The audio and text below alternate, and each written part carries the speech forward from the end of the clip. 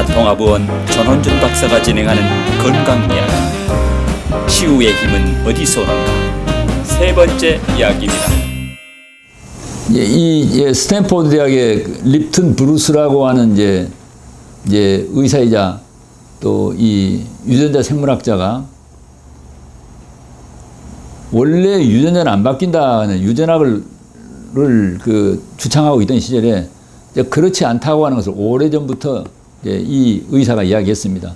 그래서 이분이 이제 쓴 책 중에 책 이름이 당신은 유전자가 아니다, DNA가 아니다. 이 이야기는 내가 타고나는 유전자가 내 운명이나 팔자가 아니다.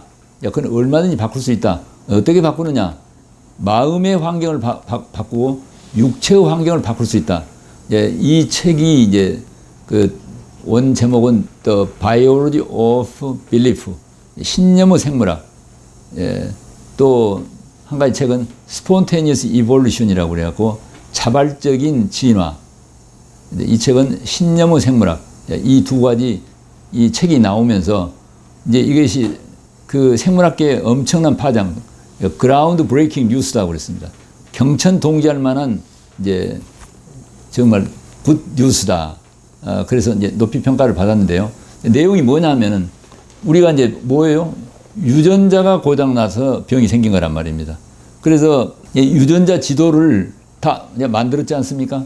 거기 보면 어떤 사람이 유방암에 걸렸다. 그러면은 그 유방암을 만들어낼 수 있는 그 유전자, 그게 작동을 못한다. 자, 암이 생기면은 우리의 면역세포인 T세포라든가 NK세포가 암이 생겼다는 걸 즉시 알아차려가지고 그걸 잡아먹으면 되는데 그게 작동을 안 해요. 이제 거기 작동하지 않는 그 배후에 뭐가 있느냐? 그 유방암의 유전자가 작동을 못한다. 그러니까 이제 우리가 이제 수많은 병이 있지 않습니까? 결국 이제 생활 습관이라든가 또는 여러 가지 삶의 방식이나 생활 환경에 의해서 결국은 병이 생긴다.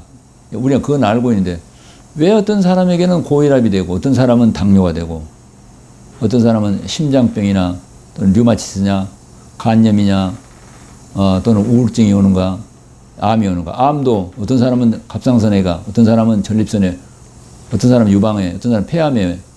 이게 좀 이상하지 않아요? 지금 그걸 다 안단 말입니다. 이제 그것이 바로 유전자 지도입니다. 그래서 한때 의사들이 유전자를 고치면은 쉽게 낫겠구나. 그렇게 해서 병이 아주 쉽게 낫겠다고 한때 열광을 하던 시절이 있었습니다. 그래서 이제 유전자만 이제 고치면 되겠다 해서 모든 병은 유전자가 지금 잘못됐다. 그래서 이제 자 23개의 염색체 속에 각각 몇천 개 정도의 유전자가 배치되어 있는데 예를 들면 고혈압이다. 그러면 몇 번째 염색체에 어떤 유전자가 작동이 잘못됐다. 또 심장병이다. 그러면 몇 번째 염색체에 몇 번 유전자가 고장났다. 암이다. 암 중에서 위암이다. 그러면 몇 번 염색체에 어느 유전자가 고장이 났다. 류마티스다. 어느 유전자다. 이게 이제 지금 다 안단 말입니다. 그것보다 유전자 지도라고 그래요. 그걸 게놈이다. 이제 그렇게 해서 유전자를 우리가 후천적으로 고칠 수 있다라고 하는 게 후성 유전학입니다. 그리고 후성 유전학에 대한 많은 지금 연구 성과들이 있습니다. 그래서 이제 결국은 유전자, 이 세포 속에 있는 이 유전자가 아주 똑똑한데 이 유전자에 고장이 있는데 그 고장난 유전자를 어떻게 고칠 거냐. 이것에 대해서 이제 많은 의사들이 그동안에 연구를 했는데 그래서 유전자 조작이라고 그래가지고 그럼 그 고장난 유전자를 우리 이제 뭐 병을 수술하듯이 유전자 가위로 이렇게 고치면 낫겠다. 뭐 이런 생각을 좀 해볼 수가 있겠죠. 그 유전자 조작이란 말씀을 들어보셨죠?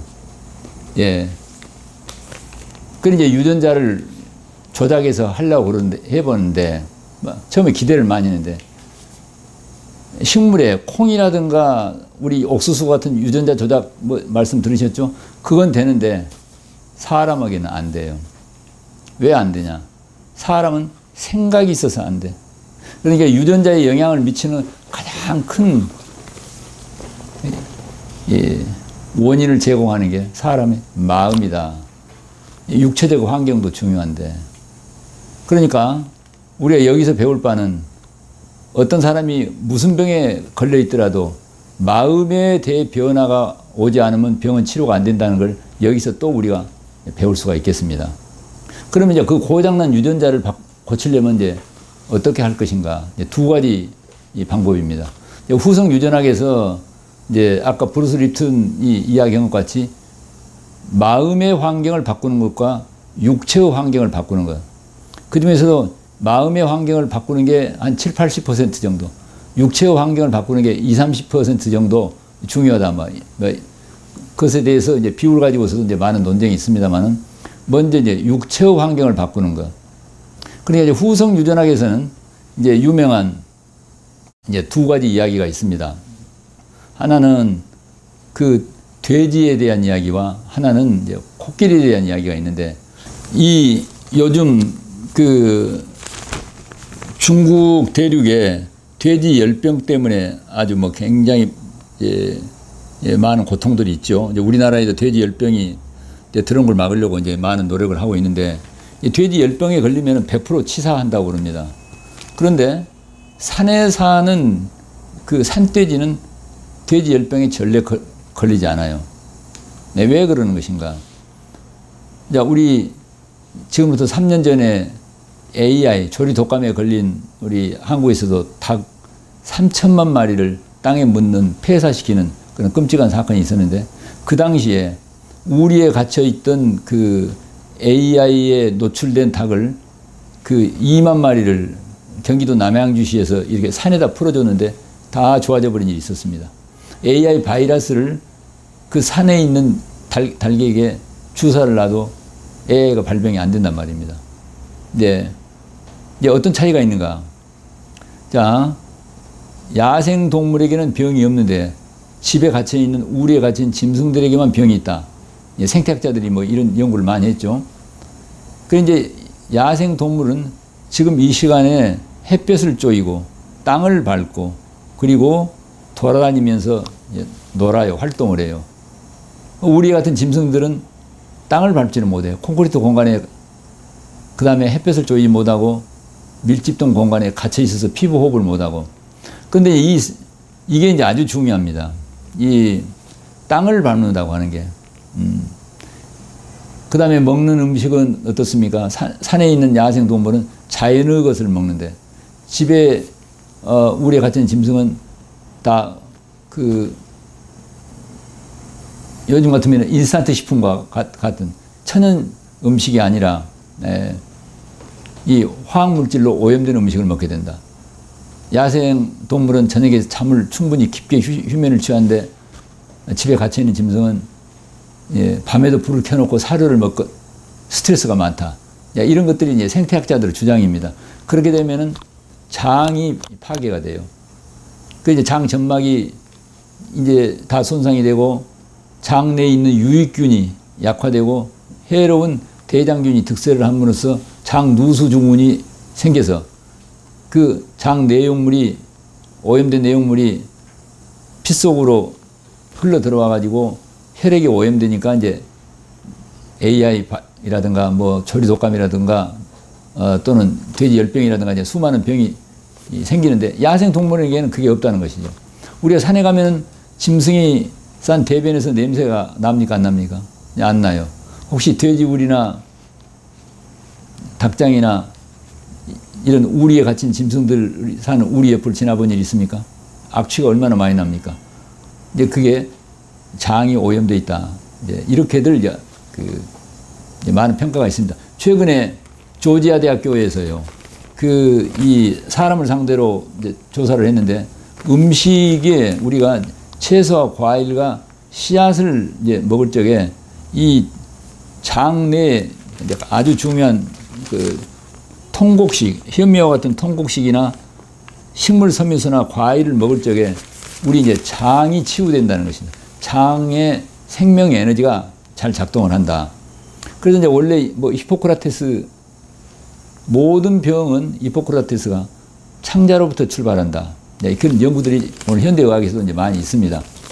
이제 그래서 결국은 자연 환경, 자, 산으로 풀어준 이 동물하고 갇혀 있는 인공적인 문명화된 환경 속에 이제 있는 것하고 이제 큰 차이가 있다. 그러니까 아까 유전자를 바꾸기 위해서는 어떻게 해야 된다?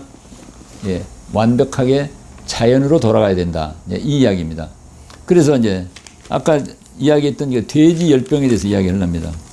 후성 유전학에서 이 돼지에 대한 이야기를 하는데, 우리 그 설악산에 계시는 그 유명한 이상구 박사가 이제 이런 그 생명의 의학의 운동을 정말 열심히 하시고, 이상구 박사님의 이 후성 유전학에 대한 강의도 꼭 들어보시면 좋겠습니다. 저도 이제 그분 강의를 듣고 아주 이제 많이 배웠는데요. 후성 유전학의 이제 두 가지 이야기가 이 돼지에 대한 이야기와 호결에 대한 이야기가 있습니다. 돼지는 원래 집돼지가 없고 산돼지만 있었습니다.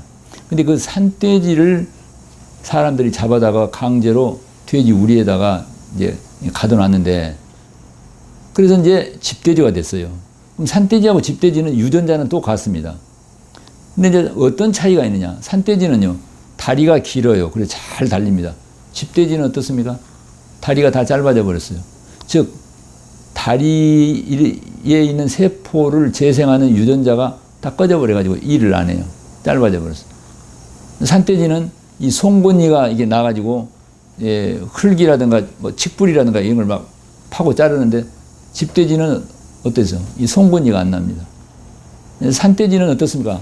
가시 같은 털이 아주 무성하게 나가지고 추위와 더위를 잘 이길 수 있는데, 집돼지는 털이 아주 이제 부드러운 털이 약간만 있단 말이에요. 산돼지는 어떻습니까? 배가 좀 홀쭉해요. 잘 달리는데, 집돼지는 비만을 조절하는 유전자가 고장이 됐습니다. 산돼지는 훨씬 입이 긴데 집돼지는 입이 더 짧아요. 산돼지는 어떻습니까? 병을 이기는 안에 있는 면역세포가 유전자가 잘 작동해서 병에 걸리지 않는데, 집돼지는 병에 많이 걸린다. 그러니까 이제 여기서 우리가 깊게 생각해야 될 일은, 어떤 환경에 있느냐, 그 생명체가 어떤 환경, 자연 환경 속에 있느냐에 따라서 유전자가 제대로 작동을 하는가, 유전자가 기능이 꺼져버리는 걸 알 수가 있단 말입니다. 그러면은 지금 그 집돼지를, 지금 유전자가 고장난 집돼지를 환경을 자연으로 바꾸게 되면 어떻게 될까요? 후성 유전학에서 나온 이야기입니다. 집돼지를 산으로 풀어놓으면 산돼지가 된다는 것입니다. 왜? 환경이 바뀌어지게 되니까. 산에 풀어놓으면, 지금 집에서 기르는 돼지를 산에다 풀어놓으면요, 환경이 바뀌니까 어때요?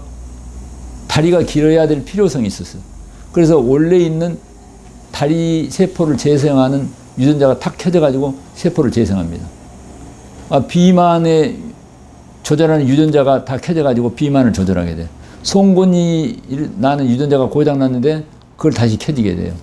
그 다음에 병을 이기는 유전자 다 켜져서 병을 이겨내고, 돼지의 털을 재생시키는 유전자가 작동을 해서 털이 유전자예요. 그러니까 자, 원래 그런 유전자가 자연스럽게 작동을 하도록 되어 있는데, 우리의 가다는, 즉 환경을 가다는 그런 환경 때문에 그 유전자가 다 꺼졌는데, 그럼 유전자가 다시 제대로 발현하려면은, 자, 육체의 환경을 가장 자연스러운 상태로 바꿔야 된다. 그러니까 오늘날 많은 사람들에게 병이 생기는 것은 여기서 교훈을 찾을 수가 있습니다.